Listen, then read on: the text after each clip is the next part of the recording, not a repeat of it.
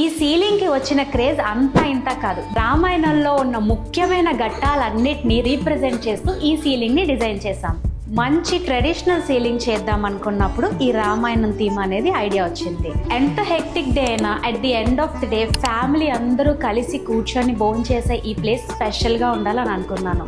So ఆ place only అందంగా ఉంటే సరిపోదు, ఆ అందానికి ఒక అర్థం ఉండాలనుకున్నాను. ఆ ఆలోచన నుంచి వచ్చిందే ఈ రామాయణం థీమ్ కాన్సెప్ట్. అవుట్పుట్ అయితే ఫెంటాస్టిక్గా ఉంది. ఈ ఆలోచన అయితే వచ్చింది కానీ దాన్ని ఇంప్లిమెంట్ చేసి దాని అవుట్పుట్ ఎగ్జాక్ట్గా తేడానికి మేము చాలా కష్టపడ్డాం.